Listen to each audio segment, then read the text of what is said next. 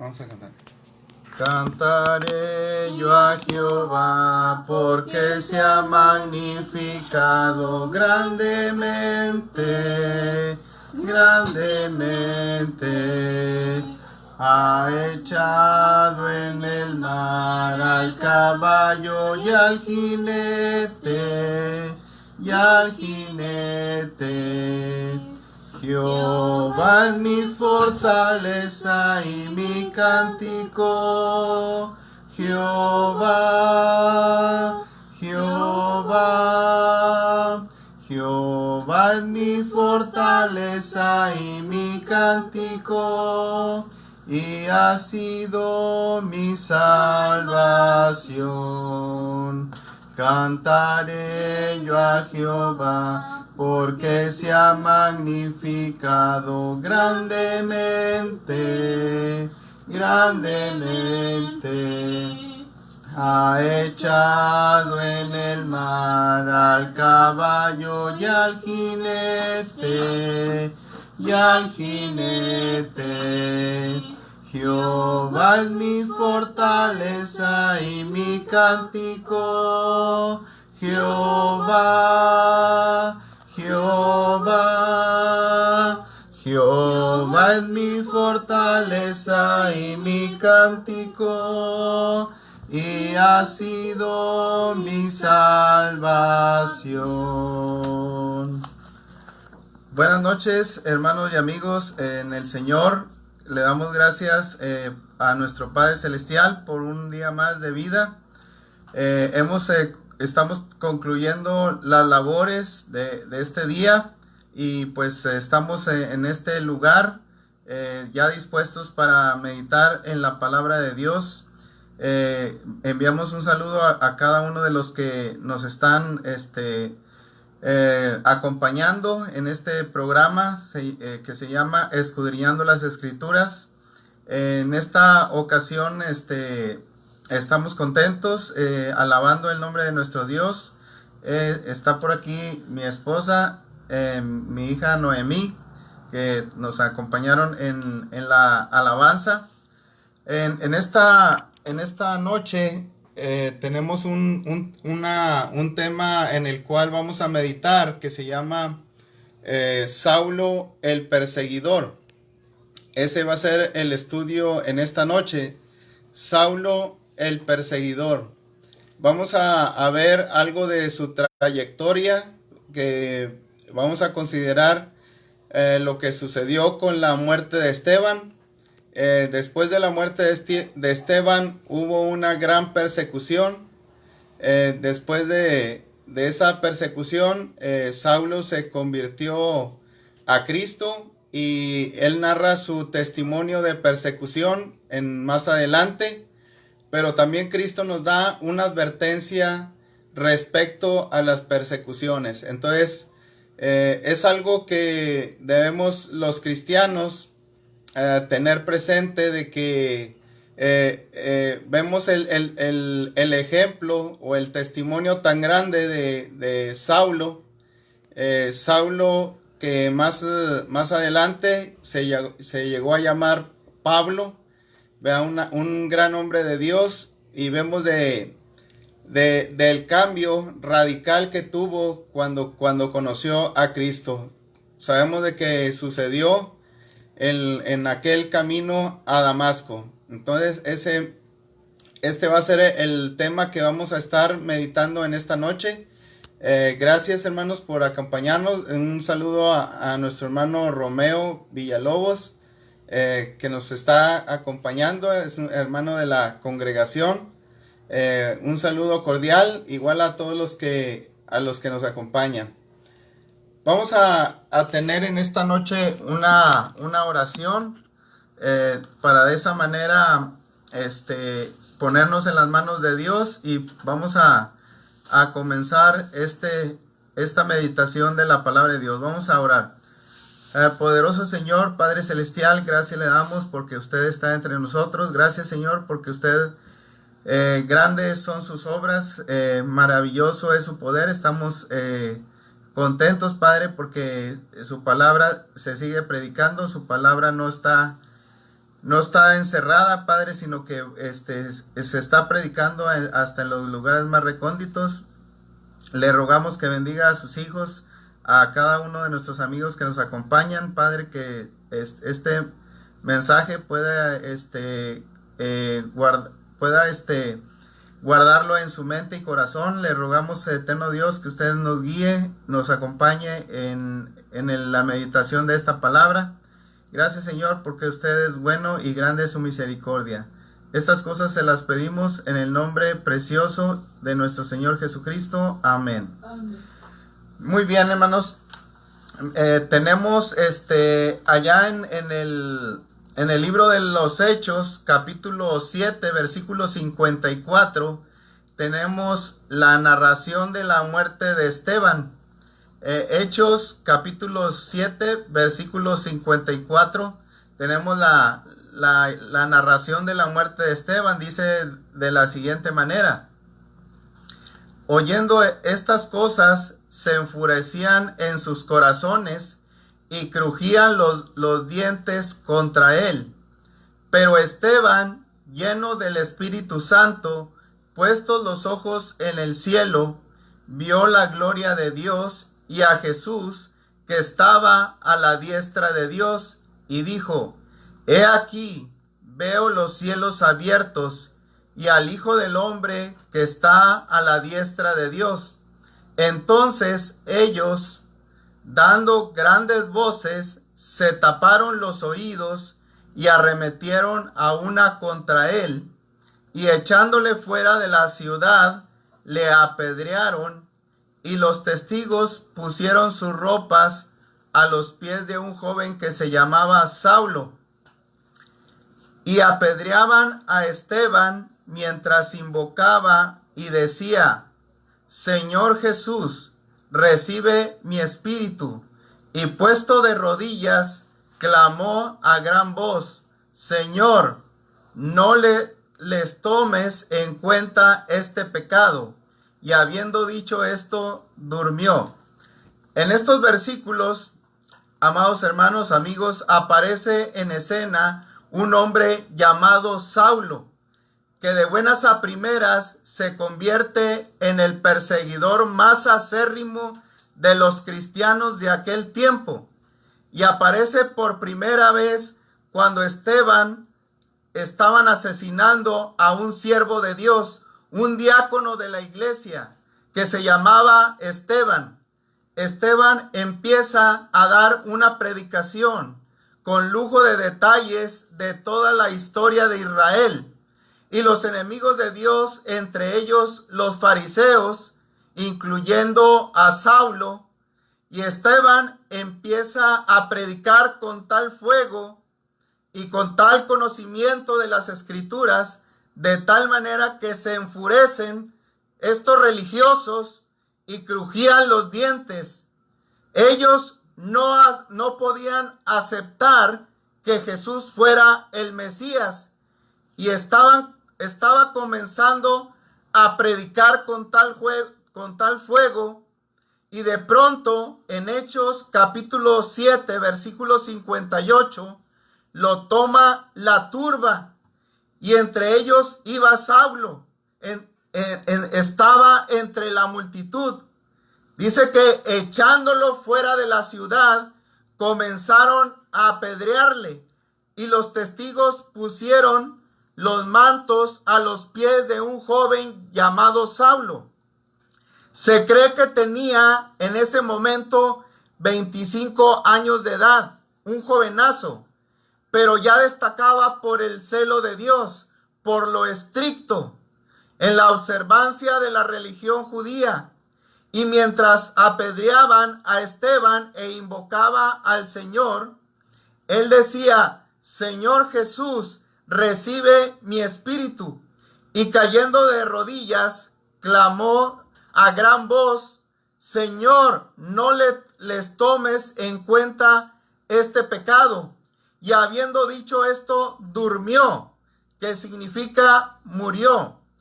Aquí quiero hacer notar algo: el contraste que hay entre Esteban y Saulo.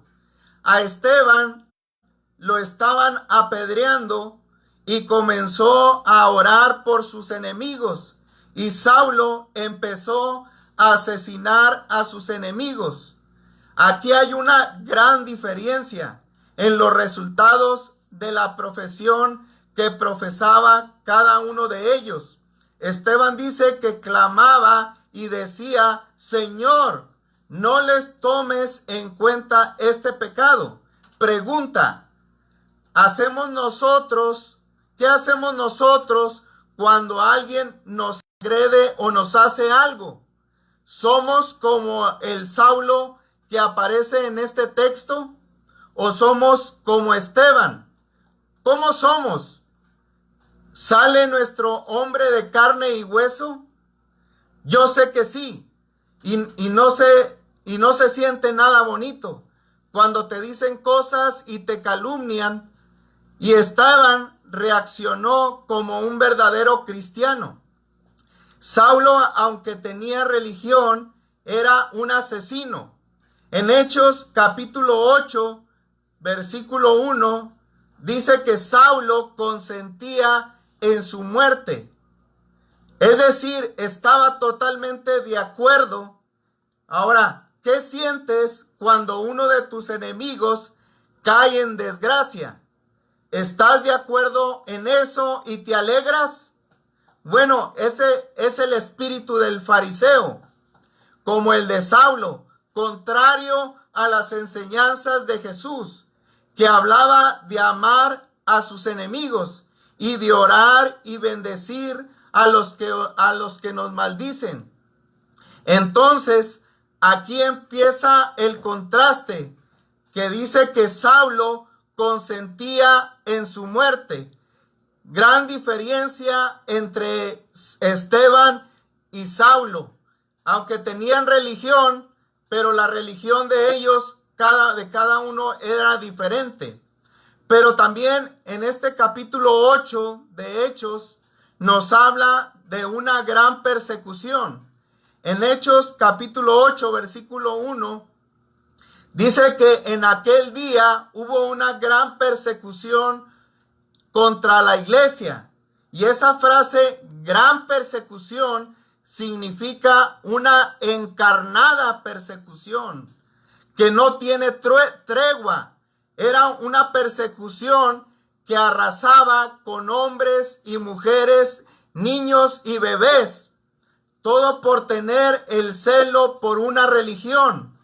En Hechos capítulo 8, versículo del 1 al 2, continúa diciendo: en aquel día hubo una gran persecución contra la iglesia que estaba en Jerusalén, y todos fueron esparcidos por las tierras de Judea y de Samaria, salvo los apóstoles y hombres piadosos, llevaron a enterrar a Esteban e hicieron gran llanto por él. Aquí tenemos a cristianos llorando, porque eran de carne y hueso, como usted y como yo. Les dolió lo que estaba sucediendo, lloraron la muerte de Esteban. En el versículo 3 dice que Saulo asolaba a la iglesia. También se puede interpretar que arrasaba con la iglesia, la desmantelaba, dice otra versión de la Biblia, como si fuera un yonque de autos. Aventaba cristianos por todos lados. Ese era un hombre feroz. Destruía y devastaba a la iglesia. Sigue diciendo, y entrando casa por casa. Fíjese lo aterrador de la persecución. Claro que los cristianos en ese tiempo querían salvar su vida. A nadie es agradable que lo persigan por todos lados y luego que lo corten en pedazos o lo cuelguen o le entierren una espada. Aquello ha de haber sido realmente algo aterrador. Dice que entraba casa por casa, arrasaba, dice, a hombres y mujeres y los entregaba en la cárcel. Más adelante, Saulo dio su testimonio sobre esta misma persecución.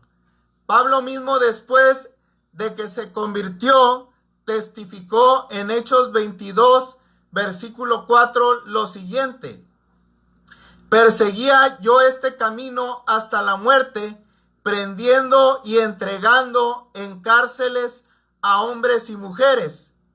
Aquí vemos que el corazón de Pablo estaba endurecido, que no podía ver la realidad. Tenía religión, pero esa religión no iba de acuerdo con el corazón de Dios. Es lo mismo que sucede a muchas personas hoy en día. Tienen religión, pero su corazón no está de acuerdo con el corazón de Dios. Pueden tener celo, enojarse y defender su religión, que incluso llegan a asesinar a una persona. Pregunta: ¿estará bien eso delante de Dios? Claro que no. Pero dice Pablo que perseguía hasta la muerte, prendiendo en cárceles a hombres y mujeres. Miren, estaba trabajando tiempo completo, entre comillas, dizque para Dios. Él creía que lo hacía para Dios. Mucha gente cree que lo hace para Dios. Pablo decía: yo hice todo eso por ignorancia. No conocía a Dios en realidad. Y luego en el versículo 5 de Hechos capítulo 22, dice el versículo que el sumo sacerdote era su testigo de lo que estaba diciendo. Y era su testigo presencial en ese momento. Ya después de que se había convertido, continúa diciendo el texto: y todos los ancianos, de quienes también recibí cartas para los hermanos, y fui a Damasco para traer presos a Jerusalén también a los que estuviesen allí, para que fuesen castigados. El sumo sacerdote y los ancianos le dieron autoridad, le dieron cartas a Saulo para ir a atrapar a los cristianos, para hacer tales cosas. Pero qué terrible era este hombre. Vemos la verdad de un hombre despiadado, pero que creía en Dios. Saulo, según aquí, argumentaba que sus crímenes quería justificarlos diciendo que él tenía el celo de Dios y que ese celo lo llevaba a defender su religión. En Filipenses capítulo 3, versículo 6, también hace la mención de lo siguiente. En Filipenses 3, versículo 6, en cuanto a celo, perseguidor de la iglesia, en cuanto a justicia, que es la ley irreprensible. Pregunta: ¿usted tiene celo de Dios? ¿Qué es tener celo de Dios? Tener celo por Dios significa que estás tan apasionado por Dios y por tal razón estás dispuesto a todo. Pero hay un celo que es de Dios y un celo que es religioso. Dice que un celo que es religioso, pero que rompe con todos los principios de Dios. Porque ya desde tiempos atrás Dios le había dicho a su pueblo: no matarás. Y el que era estricto fariseo, que en este caso Saulo, que era estricto fariseo, se le olvidó en cuanto a celo, perseguidor de la iglesia, dice Saulo, porque los tachaban de herejes a los cristianos y pensaban que la iglesia era una secta. Ahora, Cristo dio una advertencia respecto a las persecuciones. Allá en el Evangelio de Juan, capítulo 16, versículo 1, dice nuestro Señor Jesucristo: estas cosas os he hablado para que no tengáis tropiezo. Os expulsarán de las sinagogas, y aún viene la hora cuando cualquiera que os mate pensará que rinde servicio a Dios. Y harán esto porque no conocen al Padre ni a mí. Es decir, para que tú ya estés avisado. O sea, Cristo les habló a los discípulos, ¿verdad? Y Cristo era claro en sus enseñanzas. Y él decía, para que tú ya estés avisado y cuando seas mi seguidor, no digan ustedes de qué se trataba ser cristiano. Para que no digan, a mí no me dijeron eso, que ser cristiano era algo complicado.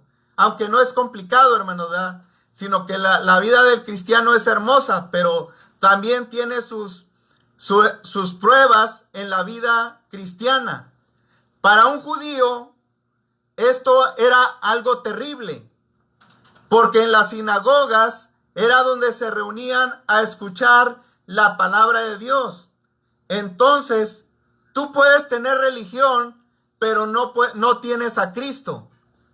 Pregunta, ¿qué era lo que pasaba con Saulo? Bueno, tenía religión, pero no tenía a Cristo. Vivimos en un país que tiene religión, pero no tiene a Cristo. Pregunta, ¿tenemos a Cristo o a una religión? Bueno, hermanos, tenemos a Cristo, ¿verdad? Gloria a Dios. Desgraciadamente, en la historia terrenal, existen páginas muy negras dentro del cristianismo. Cristianos que mataron en la religión por tener un supuesto celo por Cristo, pero que cometieron crímenes horrendos en el nombre de Cristo. Algo inconcebible. Algunos llamados cristianos, entre comillas, a través de la historia asesinaron a mucha gente. Entre comillas, porque un verdadero cristiano no hace eso, pero ellos se hacían llamar cristianos. Cristianos que asesinaban a unos por ser paganos, a otros por ser indios, otros porque practicaban la hechicería, otros porque eran encantadores, otros porque no eran de su raza. Había ese celo, pero un celo mal entendido, como el celo fanático que tenía Saulo. Son cristianos que creen tener celo, pero fueron asesinos. Una de las épocas más negras del cristianismo fueron las llamadas cruzadas, cuyos soldados al mando de los papas en aquellos entonces, del año 1095 a 1291, tuvieron años de guerra santa. Otra vez, entre comillas, guerra santa. Como ven, guerra santa, hermanos. Si han visto algunas películas, hermanos, de lo que estamos hablando, a los soldados les decían cruzados porque tenían una cruz en el pecho y ellos masacraban a los musulmanes y a todo el que se oponía a la religión llamada católica. 200 años de asesinatos en el nombre de Jesucristo. Inconcebible totalmente. Con el celo irracional. Y no nada más eso. También puede investigar lo de la Santa Inquisición.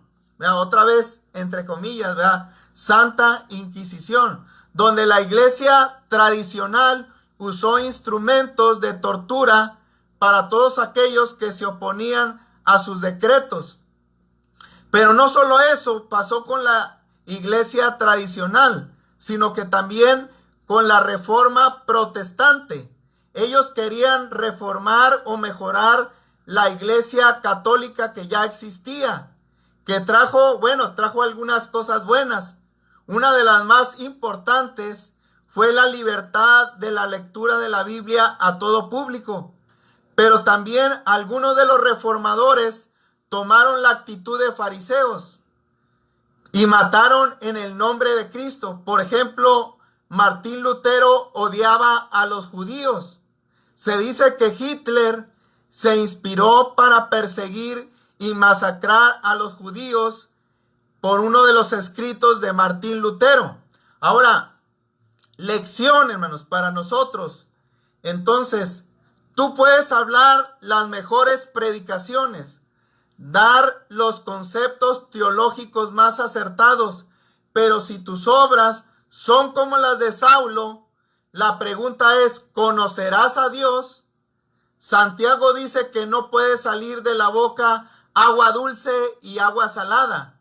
Curiosamente, Martín Lutero rechazaba la epístola de Santiago. Hay religiones que literalmente idolatran a Martín Lutero. Es cosa extraña. Era como uno que pareciera un hombre de Dios. Porque por un lado le salía lo Saulo y eso no es cristianismo. Entonces también se habla de Juan Calvino. También pasó por lo mismo según la historia. Tanto así que le decían el papa protestante. ¿Cómo eran los papas? Bueno, eran despiadados. Mandaban matar a gente a su antojo.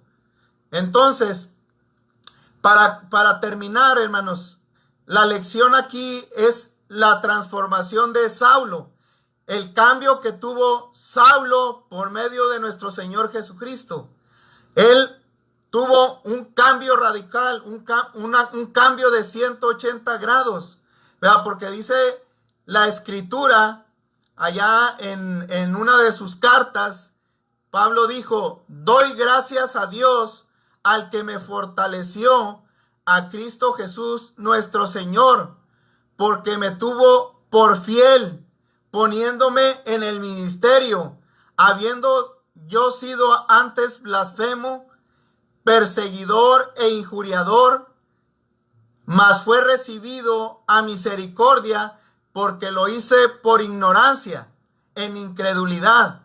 Pero la gracia de nuestro Señor fue más abundante con la fe y el amor que es en Cristo Jesús.